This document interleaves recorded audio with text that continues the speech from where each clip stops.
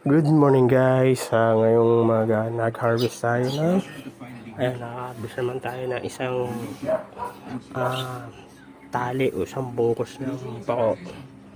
Tapos ayan, harvest tayo ng mga abasin na yun kung gaano kalalaki.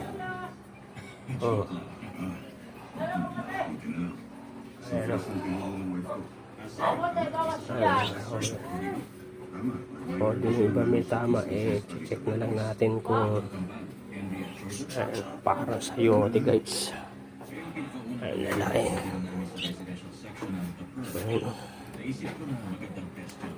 Parang sayote. Nakakatawa lang, kaso yung iba ngayon may mga kagat na ng nadadali pa rin ng bayakan na yung mga plastic nila. Tapos yung iba, ayan nga, merong yung sa araw na luto. Ayan, katulad nito, ayan, meron din. Ayan.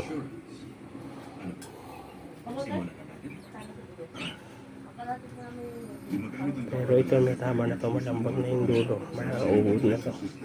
Ayun, madami kasing ayun. Tsaka iba na yung niya guys, ayan, malambot. Na yan, at saka ito.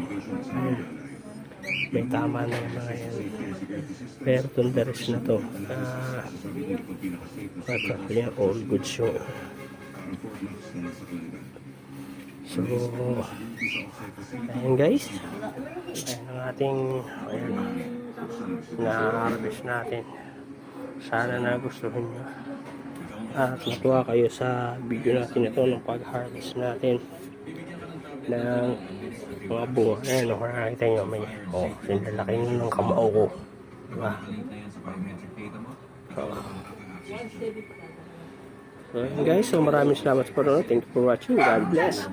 Happy planting at happy harvest. So kung gusto nyo po or nakikita nyo na yung bunga ng bayabas natin na yan, meron po tayo mga available minarkot po natin na mga po niyan, puno. Meron po tayo doon available. Meron po yung isa doon may bulaklak na, yung isa meron ng bunga. Ayun naman ho galing na sa lahat na namumunga yung pinagkuha na natin dito. Doon ko po sila minarkot. So yun po ay mga probe na po na namumunga. Kailangan lang ho nun ay maano ng abono, ay ng complete fertilizer, tapos mailipas sa medyo mas malaki konti para makaano yung ugat nila ng ayos.